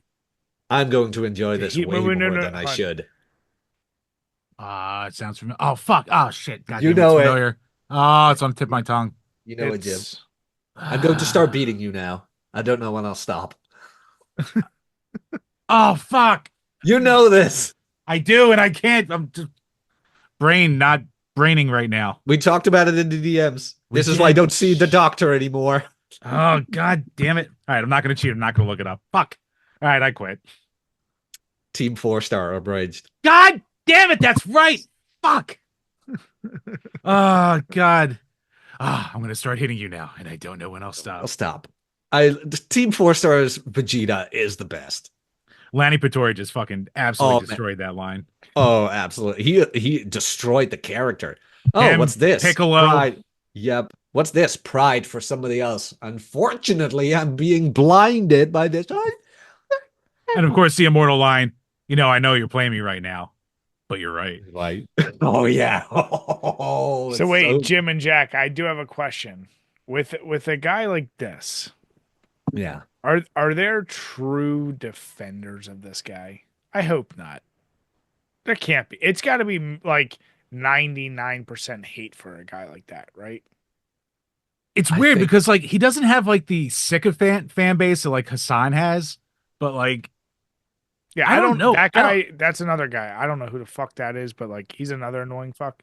But yeah, just with Destiny, like I feel like I don't see many defenders, but I'm not on the internet enough, so I don't know. I do got to give him credit though. He does get a shit ton of chicks. Yeah, he does. He has groupies, man. Oh, Yeah, he I he pun- he punches but above his behind, weight class all the time. yeah. but here's the deal: behind closed doors, what happens? We don't know. I don't You just No, know. we see, do know. We very publicly know what happens behind closed doors. Oh yeah, unfortunately we do. But it's like I mean that man has had more ass than a toilet seat, probably. I mean, there's a lot of rumors about it going around and shit like that, but I mean, that's what clout does, man. Because I am of the opinion, but that's me. I am 100% of the opinion if he wasn't this famous streamer or whatever, he wouldn't get jack fuck all shit. He oh, of wouldn't. course, No. yeah, yeah. By the way, Jack, if you go back to like advice, money is the one thing that can overcome any quality in a guy. That will overcome every physical, emotional, whatever. If you make a certain amount and you have that money and clout, that overcomes it all. Yes and no. And are you okay if I go into that after a pee break? Yeah, Okay, absolutely. then let me pee real quick. All right. So what were you saying about money? You don't think it's a great equalizer? No, money is not the great equalizer because of a little thing we like to call genuine desire in my space. What I mean by that is if you have not experienced a girl wanting to come over while you live on a mattress on the floor, and as Ryan states, not a pot to piss in or a window to throw it out of, you have not experienced women. And money can never buy you that experience. Rich Cooper always says chase excellence, not women. To a degree, I disagree with it. I do understand what he's saying. I absolutely do, and it's not bad advice. However, when taken too literally, you run into, well, not run into, but the situation can arise that you're going to be taken for granted, where all you have is your success and money. You get the chicks, and that's all they're there for. Meanwhile, if you don't have the success and money and then you get the girls, like, what are they there for then? And when you've experienced that and then you get successful at money, you will know the difference. Yeah. And by knowing that difference, you will be leagues ahead of any billionaire having arm candy around him. You'll probably end up running away with the arm candy. That's where the pool boy meme comes from. The Oh wealthiest guys yeah. have their wife cheating on them with the pool boy. Now, why is that? Because she is genuinely attracted and aroused by him instead of just finding his appeal attractive. Like, yeah, he can take care of me, but can he fuck me three ways from sideways? Can he like be my indignation? Not really. Can he be funny? Whatever. No, he just has the fast car and a shitload of money. It's like, Yeah. But I think to that point, that's why we're saying I think Destiny's appeal is his money and his social status. If he didn't have that, I'm saying he is that guy where it's like yeah, no, he is. that's Why do you think all his he's wife getting. opened the marriage? Well, yeah, of course, and that's so that's my point is, but I'm saying there are probably are some successful guys where it's like, you know what, they're not craving that actual connection. They're just like, whatever. Oh, this arm candy left me. Cool. I'll get a different one. I like it's that mentality, and that's what I'm saying. I'm saying Destiny is a he's yeah, he's that guy. It's like even if he is getting all his ass, it's not. I hate to use the term genuine, but it's not genuine. It's not like what No, you just described. No one's gonna live on a mattress for that dude. probably not. Like even with his now divorced wife. By the way, you guys hearing the coffee machine in the background a lot? Nope. No, not at all. Not at all? Nice. Mm-mm. Oh, good. Then I don't have to worry about that. Because it's kind of a troublemaker every now and then, but I love him. Um, yeah, with Destiny, like even with his now ex-wife, it turned out he was paying her taxes, covering everything. As soon as the green card was arranged, that's when the open marriage started. It's like there are so many pointers here that all scream that it wasn't about him. Which, look, I'm not saying he's a piece of shit because of that or whatever. I actually feel for him on that one. Where it's like, buddy, you got used. And that sucks. And because of his empathy, he went along with it. And that's kind of where I do pity him a bit. Like, I dislike him for a multitude of reasons. But there is still a side of me that goes, yeah, I do pity him for that. Or it's like, You're still a I'm sorry guy. it happened. You're still Or it's like human. Yeah. he went through it publicly, you know? He went through a breakup publicly like that. Like, yeah, no, I'm sorry to hear it. Like, yeah, you've been a piece of shit to a lot of people I like. Doesn't mean I don't feel for you. Like, is it deserved? Maybe. But yeah, yeah. Like all the signs were there. Maybe if you had listened to some of us, this wouldn't have happened. But he just went along with that femme-centric thinking where it's like, oh, you know what? I am masculine enough that I'm not insecure about letting my wife do what she wants. It's like, buddy, that's not being insecure about your masculinity. That's actually having a set of standards. Like, do not Mhm. conflate them. But See, I think where you have empathy, I go the other way where I'm like, I have empathy when it's somebody like him who talks down to people and thinks he's mhm, smarter than everyone. I can't. mhm. My empathy goes out the window Like in a situation like this. Now, if you're talking about other situations, maybe, but like you can't talk down to everyone. Be like, well, you're all just, da da da da Yeah. da, and I'm just more, sensitive to whatever. Like, no, that's where my empathy goes. Nah, Yeah. that was his proverbial spilling of his hot chocolate back with his wife. That was that Yeah. same exact situation where I'm like, you knew what you did when you ordered a fucking 45-minute away Starbucks order of hot chocolate. You did it with your wife. Now you're doing it with real life. Like he'll always be that guy, but he'll talk shit down to everyone else, and it goes back to gotta get hit enough to be humble enough to not do that type of shit. And then Yeah. people would feel empathy for you. Hmm. Yeah. No, like I said, my empathy is my greatest strength, but also my greatest weakness. It's like, yeah, no, it can be exploited. It has been exploited. And yet still here I am, where it's like, yeah, no, I do kind of feel for him. Where it's like, yeah. But like I said, I've been told where it's like, nah, you gotta cut that shit, man. You gotta embrace the darkness, embrace it, and just burn these people. Just fuck them. But That's I'm Claudia and Ryan also, going, kill him, fucking kill him. yeah, yeah. Oh, yeah. No. Oh, right. That's called me out plenty of times on that. It's like benefit Yeah. of the doubt, eh? Benefit of the doubt, you say. Oh, I'll show you. It's just like guaranteed this fucker is just out for money. And he does a little bit of research. He's like, here you go, Jack. Benefit of the doubt, my ass. And he was right. He was right. But for some odd reason, I'm still kind of like, I don't wish it upon anybody going through that Sure. publicly. Yeah. But did he Yeah. did he have it coming? Can't deny that. Yeah, that's kind of what you get for being a piece of shit. But Yeah. then that's where I'm like, you know what? I like the simpler pains more, where he would like step on a Lego or he gets something stuck between his teeth that he couldn't get out. Like that really annoying, those little annoying things, like his Yeah. ice cream drops and whatever, you know. You've hit your That's where the pinky toe real on the corner of a piece of furniture, and you know that hurts like a yeah, it's like that's where motherfucker. the real sadism starts. Like I wish him that pain every day. Yep. You know, it's like it's Uh-huh. not life threatening, but it is annoying, I which is hope you way trip and worse. skin your chin. Like a hangnail, you know? Yeah. Every Oh, time he uses the mustard, you want the little bit of water to wash out on the sandwich. Like you just want those little pieces. I get it. yeah. Yeah, those little things, you know? Yeah. Just like just live a life of silent suffering. Ah, we're not monsters here. I mean, come on now. Oh, exactly. Like going through a divorce in public, it's like, yeah, nah, that's where I draw the line. But like being out of toilet paper every time you take a shit, oh yeah, buddy. Oh yeah. I wish. Shit like that. That's what he Not gets for not vicious. having a bidet too. So, Oh, yeah, oh, my man, a fellow bidet lover.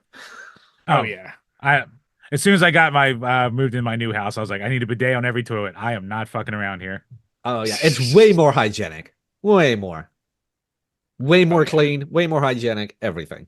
And being somewhere without, it's just like, well, this is a nightmare now. So, Oh yeah, no, absolutely. Like, oh my God. Oh my Lord. Oh shit, my bump status has been revoked. I've told too Yep. much. Shut this out. Spoil yourself. Hmm. all right. Uh, So, we on that note, I think it's about time we wrap this thing up. Jack, thank you so much for coming on, my man. Before we head out, tell everyone once again where can they find you? Jim, Brian, thank you so much for having me on. I had an absolute blast. Where can people find me? Substack. Sorry, yeah, my Substack, which would be jacknapier.substack.com. I am on YouTube on Jack Napier Knows, and I am on Twitter, not Jack Nap. And that is about it for where people can find me. Awesome, bud. No, thank you so much for coming on. We had a blast having you on. Oh yeah, And for great time. everyone watching, please make sure to hit subscribe. Check all the links below. We have all of Jack's links. Make sure you follow him. And if you're listening on iTunes or Spotify, hit the subscribe button, give us a 5-star rating. And even if you want to bash us in the comments, we'll read it on each and every one of these Power Hour podcasts. With that, we want to say have a good night, everyone, and cheers. Cheers, everybody.